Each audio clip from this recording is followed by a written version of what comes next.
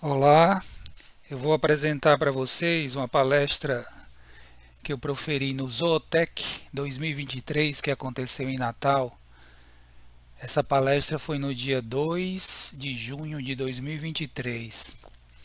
O título: Inovações tecnológicas a serviço do monitoramento e controle da qualidade da água de tanques de aquicultura.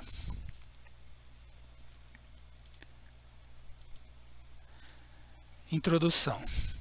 A qualidade da água de criação afeta de modo decisivo a sobrevivência, o ganho em peso corporal e o FCA dos animais. Inadequações de qualidade de água levam a mortalidades, retardo no crescimento e baixa eficiência alimentar. Por isso, é de grande importância monitorar e, sempre que possível, controlar a qualidade da água de tanques e viveiros de aquicultura para que se possa obter sucesso nessa atividade. Antes de passar para as inovações tecnológicas a serviço do monitoramento da qualidade da água, vou falar um pouco sobre o monitoramento tradicional da qualidade da água de tanques de peixes e camarões cultivados.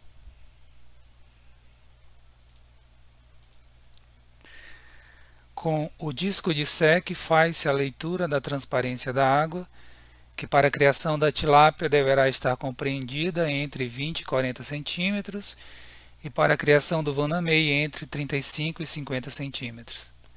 A transparência da água geralmente está associada à densidade de algas no tanque, que por sua vez tem grande importância como alimento natural e fonte de O2 fotossintético.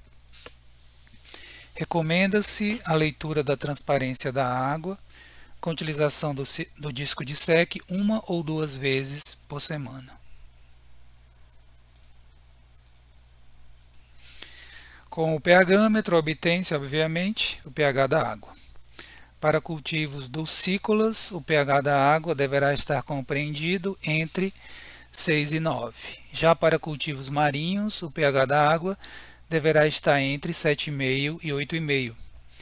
O pH afeta direta e indiretamente, de modo significativo, a fisiologia animal, podendo causar conforto ou estresse osmorregulatório e respiratório, a depender do valor. Recomenda-se 2 leituras diárias do pH da água ao amanhecer para se conhecer o menor valor e no meio da tarde para se conhecer o maior valor.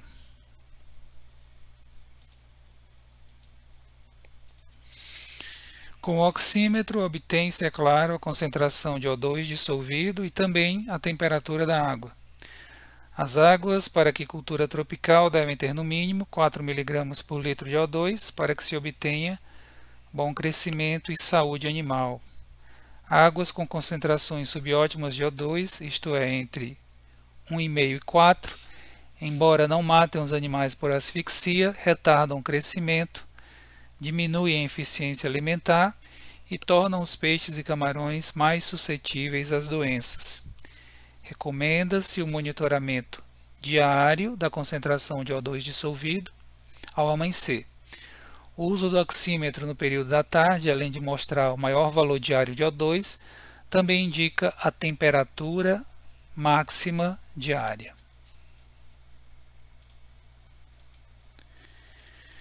Com o refratômetro, obtém-se a salinidade da água. A salinidade da água para a criação da tilápia deve estar compreendida entre 0,5 e 14 gramas por litro. Já a salinidade da água para a criação do vanamei entre 1 e 50 gramas por litro. As chuvas e estiagens prolongadas podem alterar de modo significativo a salinidade da água de tanques de carcinicultura e causar dessa forma estresse osmorregulatório dos animais. Em viveiros de camarão, recomenda-se o monitoramento diário da salinidade da água. Com o uso do indicador alaranjado de metila e da solução padrão de ácido sulfúrico, obtém-se por titulação a alcalinidade total da água. Águas para a criação da tilápia devem apresentar alcalinidade acima de 60 mg por litro. Já águas para a criação do vanamei devem possui alcalinidade acima de 100 mg por litro. Águas de baixa alcalinidade sofrem maiores variações de pH ao longo do dia e durante o ciclo de produção, que acabam por estressar os animais. Recomenda-se o monitoramento semanal da alcalinidade da água. Com os reagentes apropriados, obtém-se a concentração de nitrogênio amoniacal total da água por colorimetria, com o auxílio do fotocolorímetro ou espectrofotômetro. Águas para cultivo de peixes e camarões devem conter menos de 1 mg de nitrogênio amoniacal total por litro. Águas de aquicultura com concentrações elevadas e persistentes de amônia causam estresse respiratório nos animais, podendo levá-los à morte por asfixia. Recomenda-se o monitoramento semanal da concentração de amônia da água, com coletas ao amanhecer. Existem no mercado estojos ou kits com vários equipamentos, materiais e reagentes para análise de diversos indicadores de qualidade da água de tanques de aquicultura. Essa é uma forma bastante conveniente para transportar os materiais necessários e fazer em um mesmo momento diversas determinações de qualidade de água em campo. Vou agora apresentar algumas inovações tecnológicas a serviço do monitoramento da qualidade da água de tanques de aquicultura. As sondas multiparamétricas, como o próprio nome já indica, são capazes de fazer a leitura simultânea de vários indicadores de qualidade de água. Com isso, ganha-se tempo na obtenção dos resultados das variáveis mais importantes de qualidade de água para a aquicultura, além de se ter uma visão integrada dos parâmetros, isto é, uma visão panorâmica. Comumente, as sondas multiparamétricas fornecem informações de temperatura, O2 dissolvido, pH e salinidade da água. Existem sondas mais sofisticadas que, além dessas variáveis, também podem determinar a turbidez e as concentrações de clorofila, amônia e nitrato da água. Temos aqui uma imagem mostrando várias sondas integradas em uma única grande sonda, a sonda multiparamétrica. Temos aqui um tubo com tiras multiparamétricas que estimam de modo rápido e prático 10 diferentes variáveis de qualidade de água de interesse para a aquicultura, simultaneamente. As seguintes variáveis de qualidade de água podem ser estimadas com essas tiras: pH, alcalinidade, dureza, nitrito, nitrato, cálcio, magnésio, ferro, potássio e sulfeto de hidrogênio. Um tubo como o da foto contém 100 tiras reagentes de 20 cm de comprimento cada. Cada tira ou fita possui 10 seções ou divisões, uma para cada variável. O procedimento para obtenção das leituras é o seguinte: primeiro, imergir a tira na água e mantê-la submersa por 2 segundos. Em seguida, remover a tira e mantê-la na posição horizontal por 1 minuto. Finalmente, comparar sem demora as cores que se formaram em cada seção ou divisão da tira com as respectivas escalas de cores exibidas no verso do rótulo do produto. Após 1 minuto, as cores já começam a desaparecer, não sendo mais possível a obtenção de resultados válidos. Podemos ver aqui de um lado uma tira reagente com 10 diferentes seções já coloridas, uma para cada variável de qualidade de água. Do outro lado, o verso do rótulo do produto mostrando as 10 escalas de cores, uma para cada variável.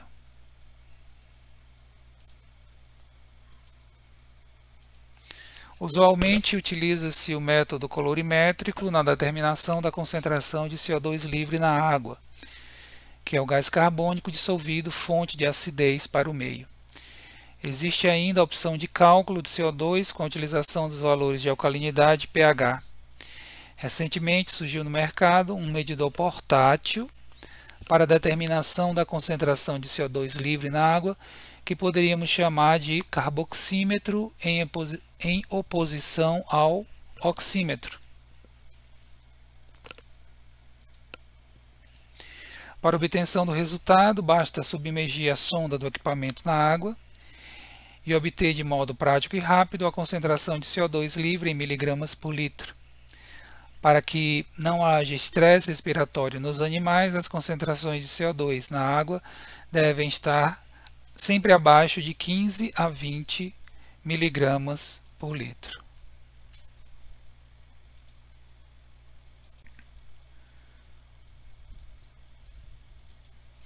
Atualmente é possível fazer o monitoramento da qualidade da água dos tanques de modo remoto, isto é, em local afastado da fazenda. Pode-se acompanhar as alterações de O2 dissolvido na água em tempo real, por exemplo, no celular, tablet ou notebook, em qualquer lugar que se esteja, mesmo em outro país.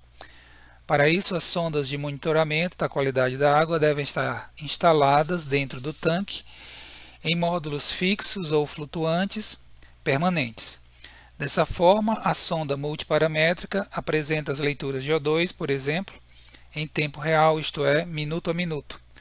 Além disso, o módulo de monitoramento deve dispor de sistema Wi-Fi ou de internet das coisas para fazer a transmissão de dados sem fio, isto é, via ondas de rádio ou internet. A figura a seguir ilustra melhor o funcionamento desse sistema. Nessa figura temos o módulo de controle que fica fora d'água. Esse módulo contém os componentes eletrônicos do sistema de monitoramento. O módulo recebe informações de 3 fontes distintas. Primeiro, da sonda de O2 e temperatura da água, com leituras em tempo real. Segundo, do hidrofone, que é um equipamento que capta os sinais sonoros emitidos pelos animais, no caso da figura camarões, durante a atividade alimentar. 3. Comandos emitidos pelo gerente ou pela pessoa autorizada da equipe técnica da fazenda. A partir das informações recebidas, o módulo dispara sinais que controlam o funcionamento do sistema de aeração da água e dos alimentadores automáticos. O módulo de controle recebe e envia sinais de uma antena de rádio instalada em um escritório local. A partir daí, as informações são enviadas por internet para os demais interessados e participantes da rede de gerenciamento. Logo, tanto localmente, isto é, na fazenda, como remotamente, com o uso de celular, tablet ou notebook, é possível monitorar e controlar a qualidade da água do tanque, assim como monitorar e controlar o manejo alimentar dos animais em tempo real, isto é, de forma instantânea.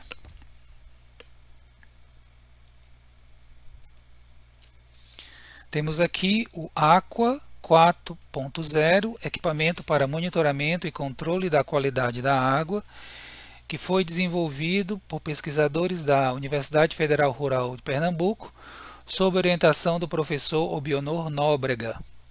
Os sensores de qualidade de água para temperatura, pH e O2 ficam em um módulo flutuante que é colocado dentro do viveiro.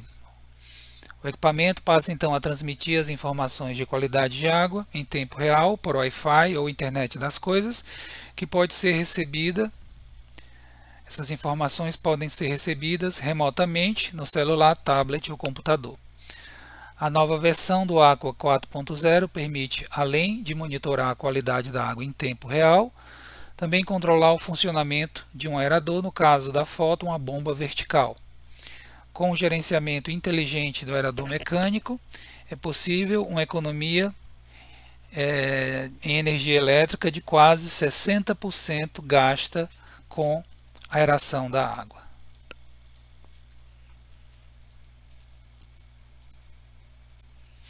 Antes de passar para as inovações tecnológicas a serviço do controle da qualidade da água de tanques de aquicultura, falarei um pouco sobre os manejos tradicionais.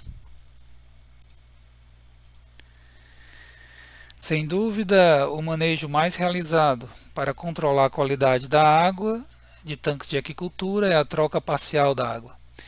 Embora seja um manejo muitas vezes eficiente para a recuperação da qualidade da água, a troca da água do tanque traz alguns problemas ao produtor, tais como possibilidade da introdução de patógenos e doenças no tanque via água de abastecimento, aumento dos custos de produção com bombeamento da água e desinfecção da água, liberação de maiores volumes de efluentes eutrofizantes para o meio, demora para obtenção das características liminológicas desejadas. A água moderadamente verde ou verde amarronzada, que contenha concentrações satisfatórias de fito e zou, é considerada a melhor água para tanques convencionais de aquicultura. Para estimular o desenvolvimento do fito, a água de abastecimento é fertilizada com diferentes produtos, tanto adubos orgânicos, de origem vegetal e animal, como fertilizantes minerais, usualmente ureia e superfosfato. O objetivo é estimular a produtividade primária aquática e levar a transparência da água para dentro das faixas recomendadas para a aquicultura. O pH, a alcalinidade e a dureza da água são corrigidos pela calagem, que nada mais é do que a aplicação do calcário ou cal agrícola na água. Como o pH da água afeta muito a fisiologia animal, a calagem tem grande importância prática na aquicultura, devendo ser realizada em função do monitoramento da alcalinidade da água.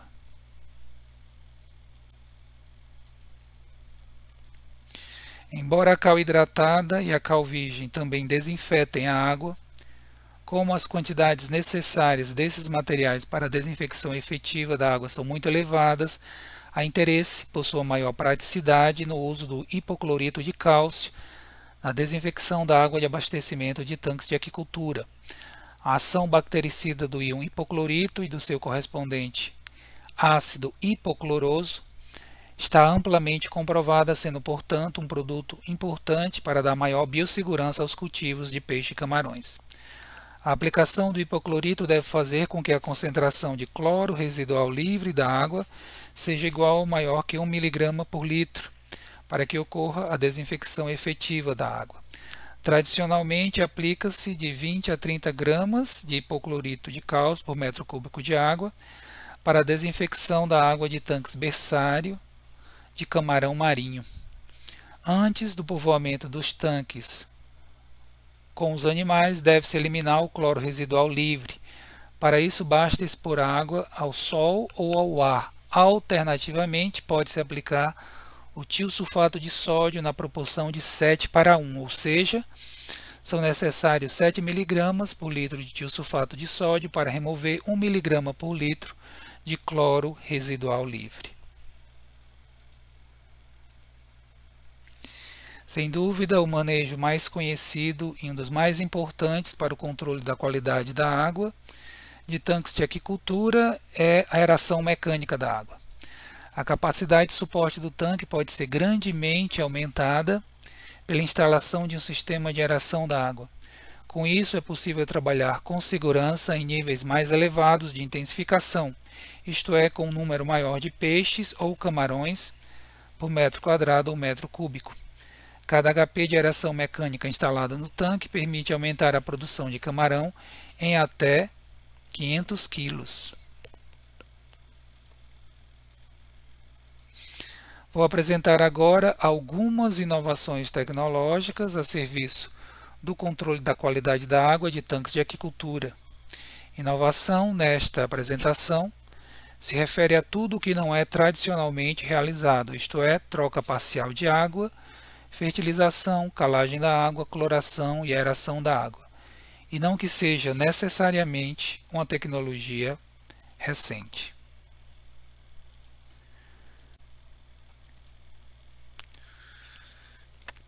Diferentes cepas bacterianas probióticas, tanto aeróbias como anaeróbias, tanto dulcícolas como marinhas, podem ser utilizadas como biorremediadores da qualidade da água e solo de tanques e viveiros de aquicultura. Por conta disso, diversos produtos, tais como o Sanolife ProW da INVI e o Aquastar Pond da Biomin, com mistura de diferentes bactérias probióticas em concentrações que podem chegar a 50 bilhões de unidades formadoras de colônia por grama, foram desenvolvidos e se encontram atualmente disponíveis no mercado com o objetivo de melhorar a qualidade da água e do solo de tanques de aquicultura. No caso do Sanolife da INVI, aplica-se até 200 gramas do produto por hectare, é um produto altamente concentrado, 1 a 2 vezes por semana, a depender da densidade de estocagem de animais empregada. Inicia-se as aplicações 2 semanas antes do povoamento do tanque. Com o auxílio de um balde, dilui-se inicialmente o produto em água do próprio viveiro e aguarda-se por até 1 hora antes de fazer a aplicação manual no tanque com concha. Deve-se aplicar uniformemente no viveiro com os aeradores ligados. Já no caso do Aquastar da Biomin, recomenda-se a aplicação de 0,5 a 1,5 kg do produto por hectare, a depender da densidade de estocagem dos animais. A frequência de aplicação varia de 1 vez por mês, se a densidade for menos de 15 camarões por metro quadrado, ou 1 vez por semana, se a densidade for de 100 ou mais camarões por metro quadrado. Antes de aplicar o produto no tanque, fazer a diluição em água por 20 minutos. Deve-se iniciar as aplicações 1 semana antes do povoamento dos camarões. Esses produtos geralmente contêm diferentes cepas de bacilos, tais como bacilos subtilis e bacilos lincheniformes, dentre outras cepas probióticas, Pediococcus e Enterococcus.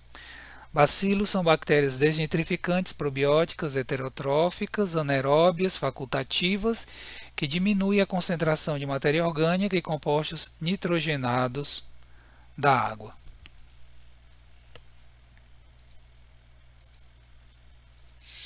Os biorremediadores para aquicultura, quando aplicados na água do tanque, podem trazer os seguintes benefícios.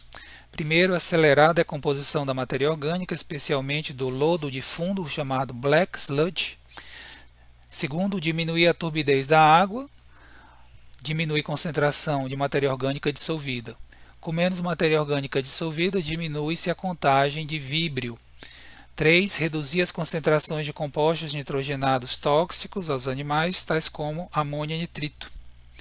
4. Com menos matéria orgânica dissolvida e amônia, a demanda da água por O2 diminui e, dessa forma, as concentrações de O2 dissolvido na água podem aumentar. 5. Com maior taxa de decomposição da matéria orgânica, as concentrações de CO2 aumentam e o pH da água poderá cair. Com mais CO2 na água, as florações de cianobactérias são reduzidas. Além de remediar a qualidade da água e solo, os probióticos também podem atuar no controle microbiológico do tanque, o chamado biocontrole, reduzindo a contagem de bactérias patogênicas no meio e no organismo animal, tal como o de víbrio, que é um conhecido e temido agente etiológico do camarão marinho. Como se sabe, os probióticos surgiram como alternativa sustentável ao uso de antibióticos. Temos aqui resultados de um trabalho que foi realizado por Hassan e colaboradores, publicado em 2022 na revista AMB Express, pesquisadores do Egito. Foi um trabalho realizado in vitro. Eles tinham frascos controle sem aplicação de amônia, cloreto de amônia, e frascos experimentais. Um grupo recebeu um probiótico unicepa, apenas bacilos, e outro grupo de frascos recebeu um probiótico multicepa, além de bacilos, pediococcus e enterococcus. O que nos interessa é essa última coluna quadriculada que está com as setas em vermelho, a concentração de amônia após 3 horas da aplicação do probiótico. Nos frascos controle, as concentrações permaneciam elevadas, né, não receberam probiótico acima de 1 mg por litro de NH3. Nos frascos experimentais, tanto unicepa como multicepa de probióticos, houve uma redução significativa na concentração de NH3, caindo para 0,44 mg por litro, demonstrando-se com isso a capacidade desses probióticos na redução de amônia da água, não tendo havido diferença entre os dois produtos. Temos aqui um outro resultado desse mesmo trabalho de ação em colaboradores 2022, contagem total de víbrio na água, uma bactéria patogênica, a unidade é log, de unidades formadoras de colônia por ml, tanques experimentais controle sem aplicação de probiótico, unicepa, apenas bacilos, e tanques experimentais que receberam probiótico multicepa, bacilos, pediococcus e enterococcus. Colunas em azul a contagem inicial e em laranja final após 8 semanas. A gente percebe claramente, né, que nos tanques controle sem probiótico as concentrações de víbrio na água permaneceram elevadas, enquanto que naqueles tanques que receberam as aplicações dos probióticos caiu de modo significativo, não havendo diferença estatística entre a unicepa e multicepa.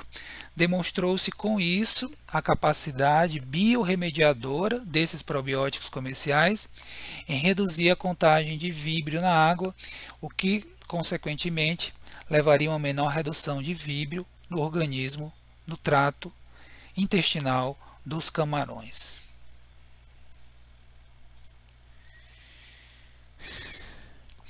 A aplicação de uma fonte de carbono de alta biodegradabilidade na água, que seja isenta ou quase isenta de nitrogênio, tal como o melaço de cana, em proporção de 20 vezes ou mais da concentração de amônia total, é capaz de eliminar rapidamente a amônia da água de tanques de aquicultura. Para que possam utilizar essa fonte de carbono, as bactérias aeróbias heterotróficas absorvem ativamente a amônia da água. Este é o princípio básico dos sistemas de aquicultura baseados em bioflocos.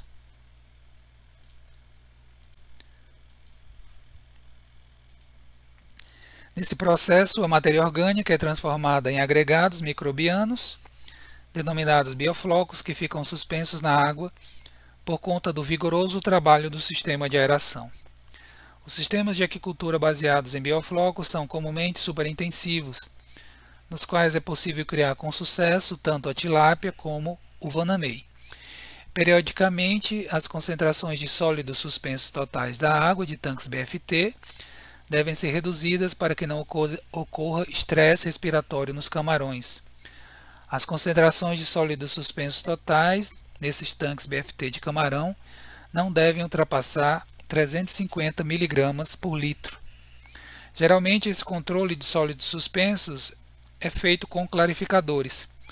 Uma alternativa aos clarificadores ou sedimentadores para remoção do excesso de sólidos suspensos é a aquicultura integrada multitrófica, na qual o controle de sólidos é biológico, feito com juvenis de tilápias que consomem o excesso de sólidos dos tanques de camarão.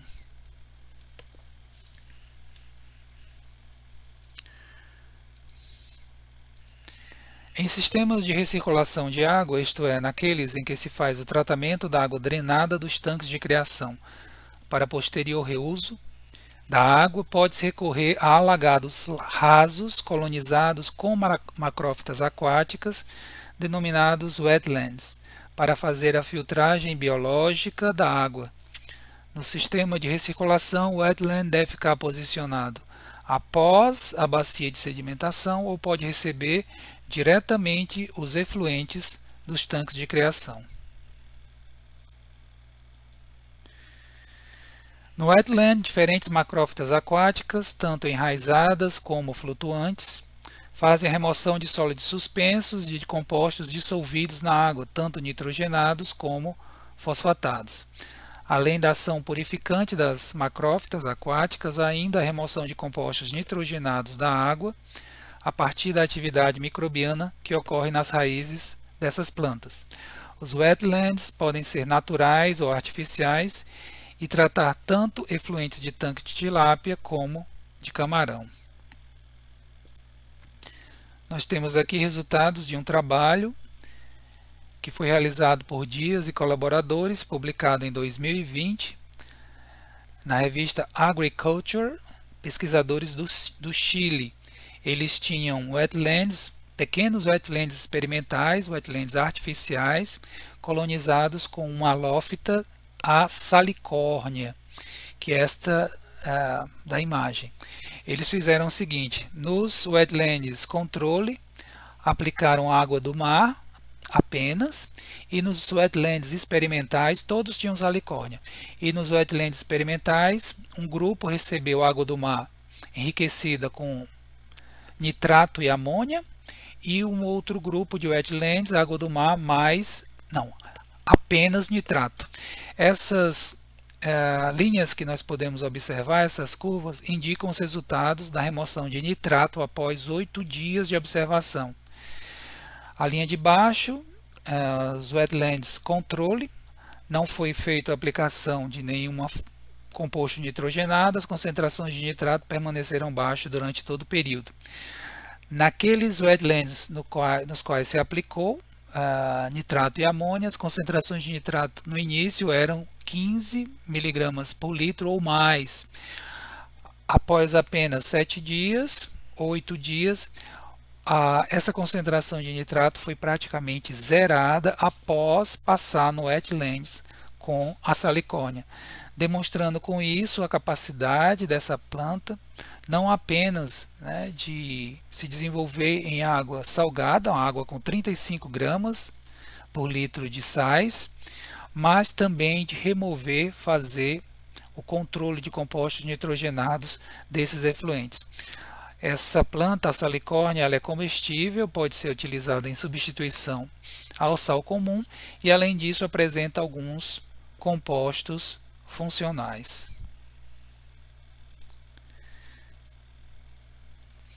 A integração entre a aquicultura e a hidroponia deu origem à aquaponia.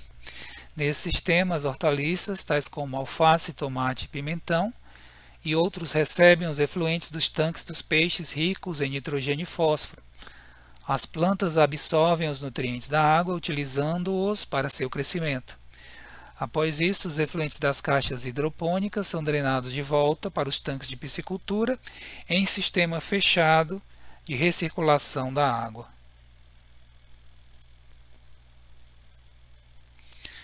Assim, além da produção de peixe, obtém-se na aquaponia uma segunda produção, isto é, de hortaliças, a um custo menor, pela economia que se faz com solução nutritiva. Além disso, a economia no uso da água por se tratar de um sistema fechado. É importante adequar a capacidade de assimilação de nutrientes das plantas com a densidade de estocagem dos animais.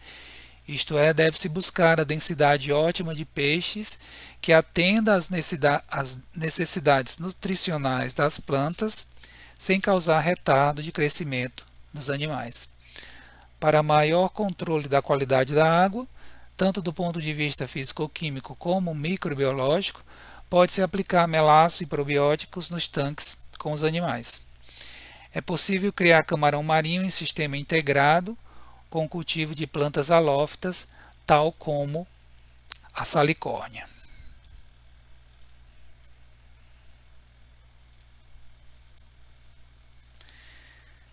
Convencionalmente, os aeradores de pás possuem apenas 2 pranchas ou flutuadores e 2 a 4 conjuntos ou moinhos de pás giratórias. Nas unidades de produção maiores, acima de 1 hectare, são necessários dezenas de aeradores convencionais de pás para a correta oxigenação da água. Como alternativa a esses equipamentos, surgiu inicialmente na Ásia os aeradores de braço longo. Esses novos aeradores possuem um grande eixo giratório com 20 metros ou mais de comprimento, que é compartilhado por vários conjuntos de pás giratórias e flutuadores. Esse aerador de braço longo da imagem, por exemplo, possui 16 moinhos de pás giratórias e 5 flutuadores, todos conectados ao mesmo eixo giratório.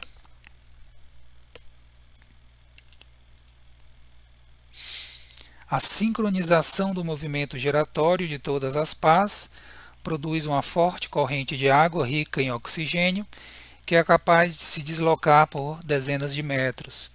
Com isso, não somente a oxigenação da água é satisfatória, mas também sua circulação, promovendo a desestratificação da coluna d'água e obtenção de um meio de cultivo mais homogêneo, mais propício para o crescimento dos animais.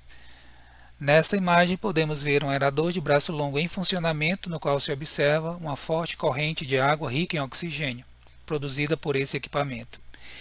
Enquanto viveiros intensivos de camarão podem exigir até 24 aeradores convencionais de 1 HP por hectare para fazer a oxigenação e circulação da água, esses mesmos viveiros exigiriam apenas de 5 a 6 aeradores de braço longo por hectare.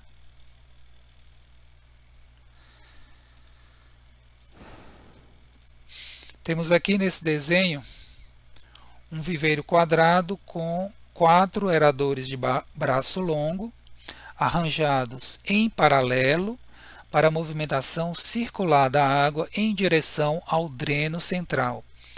Embora o arranjo dos aeradores em paralelo ainda seja bastante utilizado, ele vem sendo substituído pelo arranjo em diagonal, por sua maior eficiência na movimentação da água e, por consequência, da matéria orgânica em direção ao dreno central. Nesse novo desenho temos o arranjo ou layout em diagonal dos aeradores de braço longo, que é considerado atualmente como o melhor posicionamento dos aeradores dentro do viveiro para transportar a matéria orgânica particulada em direção à caixa de coleta do dreno central. Viveiros não tão grandes, com até 5.000 metros quadrados de área, de formato circular ou quadrado, são os melhores para o emprego dos aeradores de braço longo, juntamente com a tecnologia do dreno central.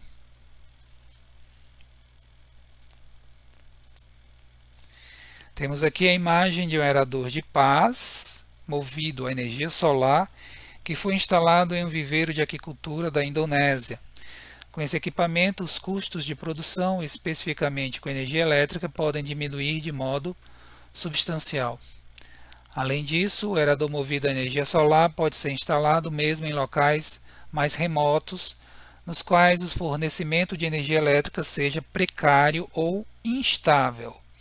A energia produzida a partir do painel fotovoltaico, além de movimentar as pás do aerador, também recarrega sua bateria para viabilizar a operação noturna do equipamento.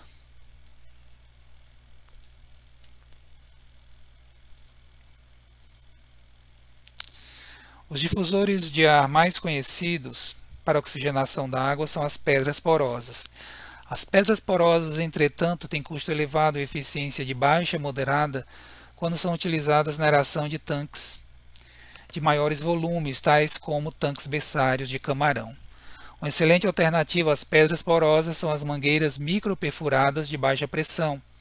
Essas mangueiras se adaptam facilmente às mais diferentes configurações de tanques, conseguem cobrir áreas relativamente grandes e são capazes de produzir um número impressionante de pequenas bolhas de ar, as microbolhas. Com isso, a taxa de transferência de O2 para a água é bastante elevada.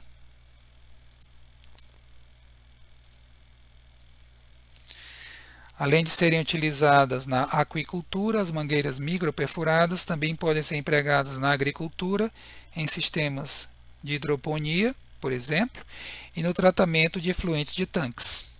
Nesta imagem, podemos ver uma mangueira microperfurada dentro da água em funcionamento, liberando milhares e milhares de pequenas bolhas de ar.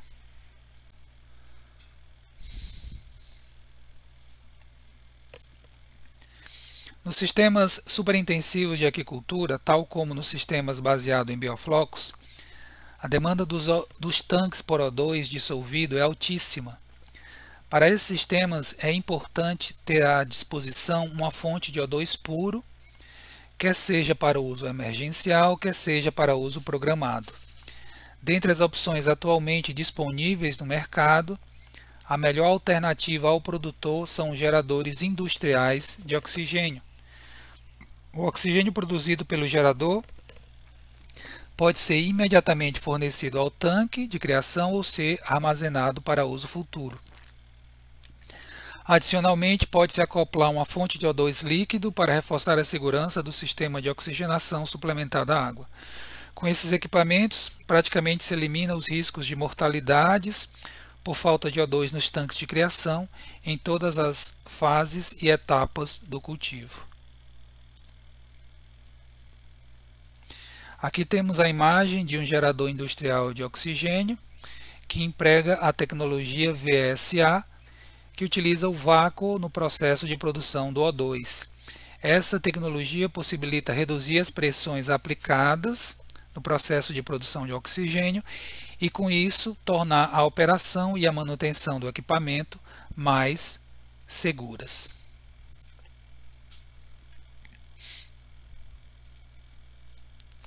Temos aqui a imagem de um alimentador automático, nesse caso movido a energia solar.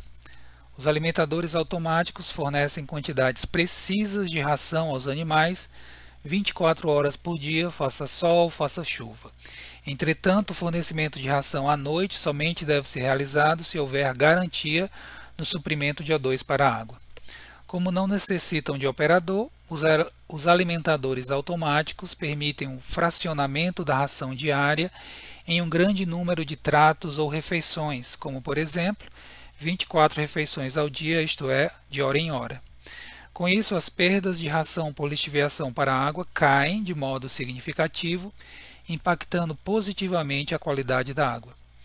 Diferentemente do que se poderia imaginar, a liberação da ração pelo alimentador não é pontual, mas sim em uma área circular que pode chegar a 10 metros de raio.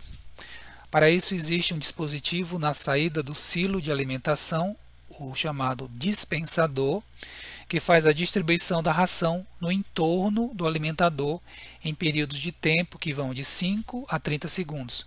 Um único alimentador automático é capaz de alimentar 300 mil camarões ou mais.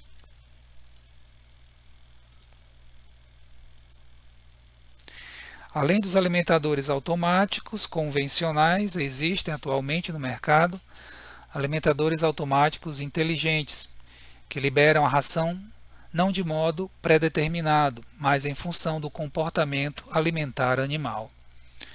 Com o uso desses equipamentos, o número de tratos diários, assim como a quantidade de ração ofertada ao dia, não são fixos. Bandejas de alimentação podem ser utilizadas para monitorar o consumo alimentar dos camarões quando se utiliza alimentadores automáticos convencionais.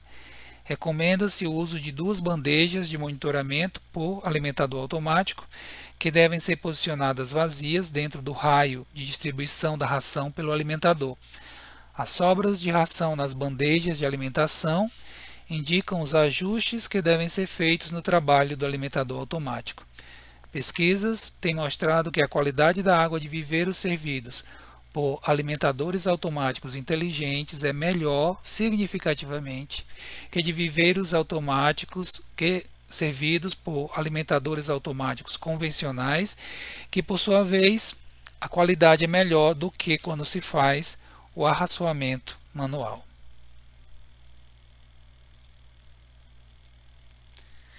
Tradicionalmente utiliza-se o peróxido de hidrogênio, mais conhecido como água oxigenada, na oxigenação emergencial de tanques de aquicultura, assim como caixas de transporte de peixes.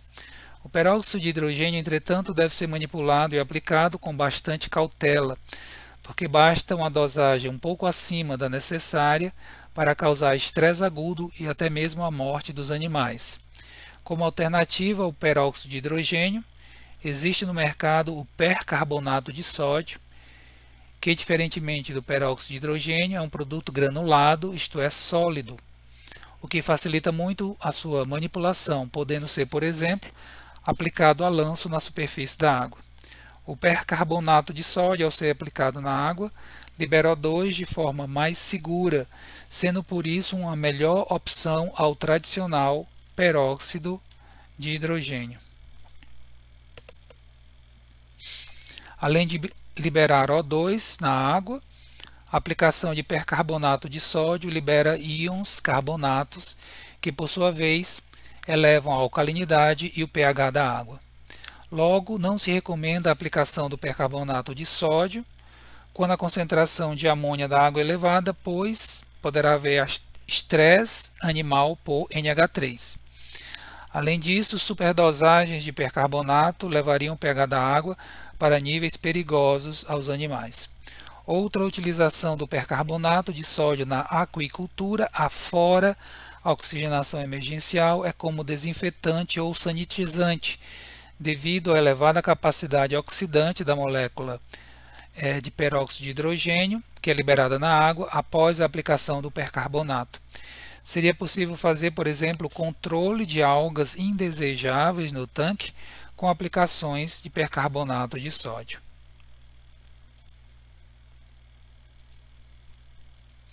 Em sistemas de recirculação de água, na etapa final do tratamento da água, antes do retorno da água aos tanques de criação, é possível aplicar ozônio para esterilização e purificação da água. O gás ozônio, O3, é um poderoso agente oxidante que reage prontamente com substâncias inorgânicas, tais como ferro, manganês, sulfetos e nitrito, e orgânicas, tais como substâncias úmicas, taninos, ácidos fúlvicos, que alteram a cor da água.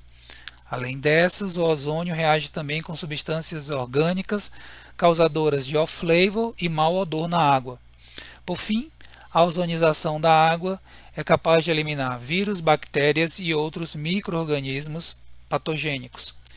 O gerador industrial de ozônio pode ser instalado próximo ao sistema de cultivo.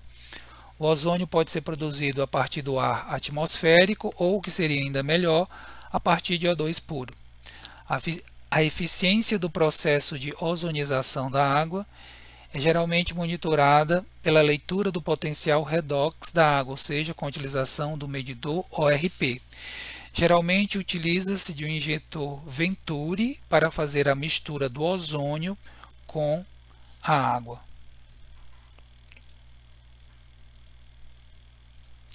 Após sua ação oxidante na água, o ozônio é transformado rapidamente em O2, não havendo, portanto, a liberação de resíduos tóxicos aos animais, exceto o ozônio residual.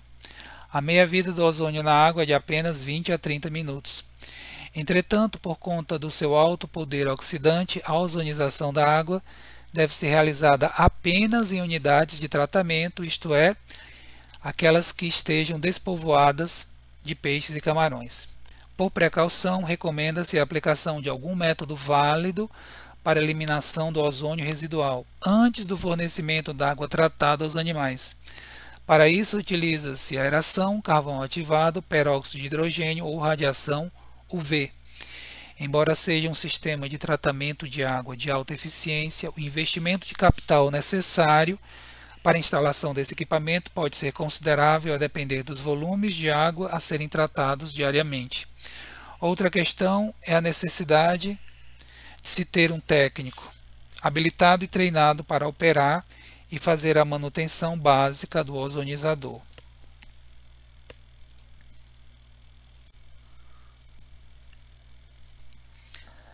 Um dos problemas mais sérios enfrentados pela aquicultura comercial são as doenças, especialmente na carcinicultura. Existem vários vírus e bactérias patogênicas que podem proliferar rapidamente nas águas dos tanques e levar os camarões à morte.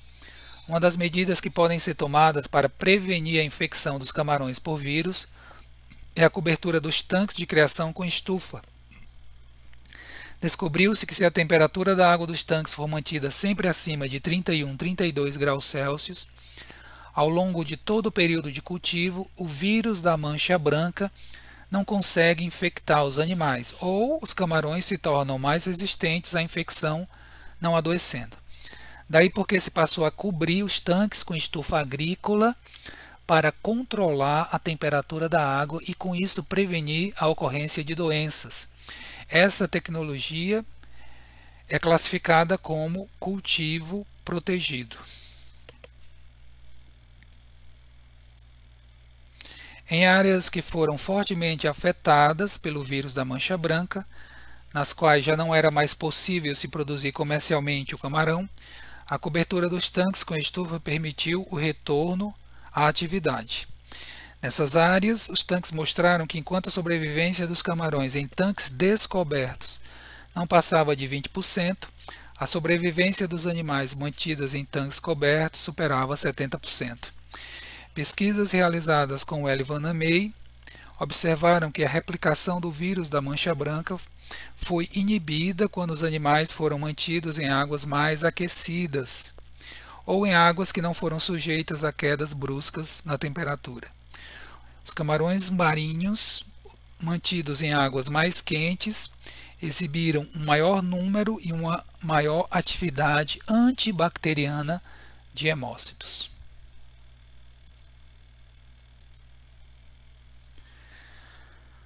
Viveiros escavados de aquicultura cujo piso não esteja revestido não suportam cargas elevadas de ereção mecânica da água sem sofrer forte erosão do solo e com isso comprometer a qualidade da água.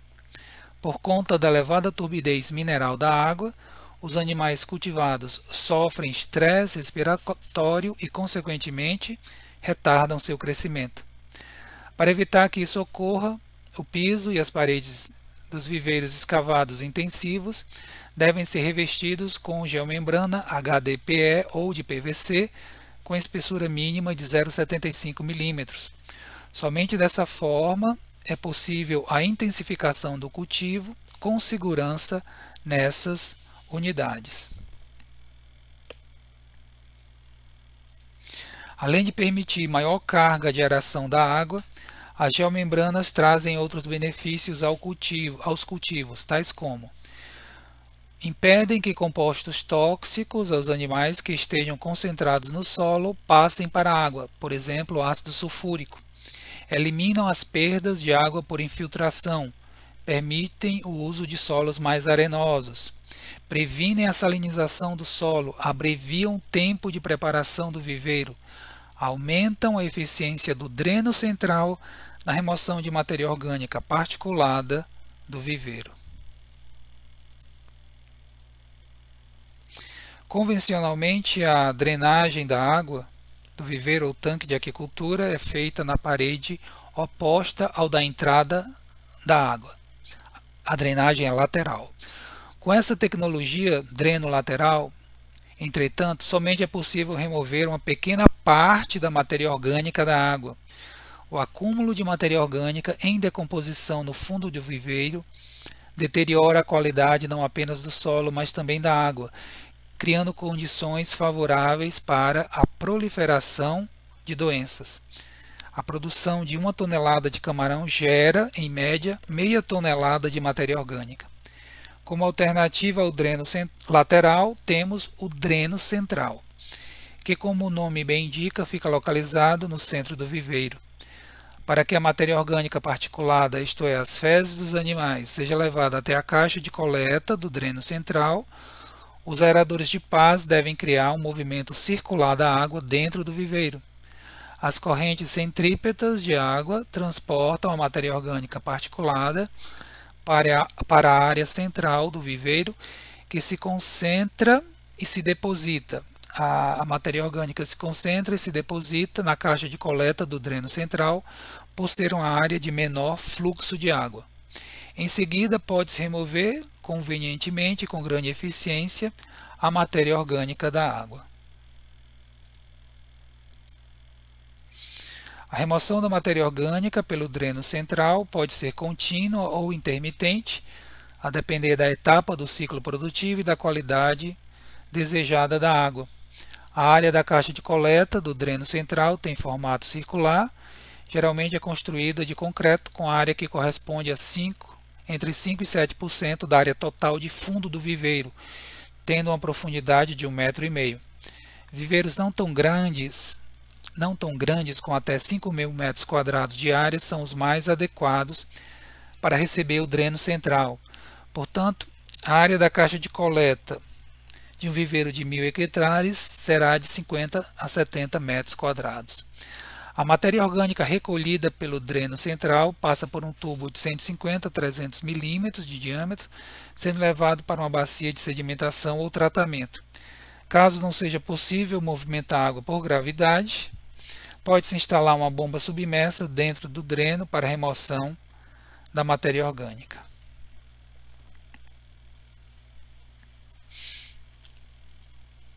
Temos aqui a imagem de um equipamento chamado parábola. Ele é feito com varas flexíveis e geomembrana de HDPE, por exemplo. Ele é colocado sobre o dreno central para evitar que camarões sejam sugados pelo dreno. Como nós podemos ver no desenho, ele tem um diâmetro de 2,5 metros e ele é posicionado exatamente sobre o dreno. Além de prevenir que esses camarões sejam sugados pelo dreno, ganha-se em área para deposição, sedimentação da matéria orgânica e, além disso, segundo os produtores que já utilizaram a parábola, a força de sucção da água e, consequentemente, da matéria orgânica particulada aumenta quando se coloca a parábola dentro da caixa de coleta. Considerações finais. O novo não vem necessariamente substituir ou eliminar o velho, podendo se aliar a ele. As novas tecnologias para monitoramento e controle da qualidade da água de tanques de aquicultura podem ser empregadas juntamente com as ferramentas atualmente existentes, as mais tradicionais, visando dar maior conforto físico-químico e microbiológico aos peixes e camarões cultivados. O disco de SEC, por exemplo, pode se aliar perfeitamente à sonda multiparamétrica que não faça turbidez e clorofila A, aquela sonda que faz temperatura, O2, pH e salinidade. Os manejos de fertilização e calagem da água podem, de igual modo, se aliar perfeitamente às aplicações de probióticos e simbióticos.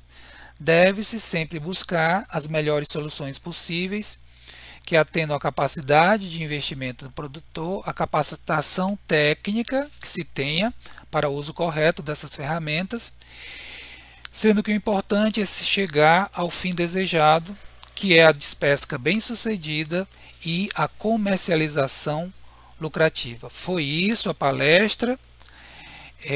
Eu agradeço a todos a atenção. Fico por aqui, desejando paz e saúde.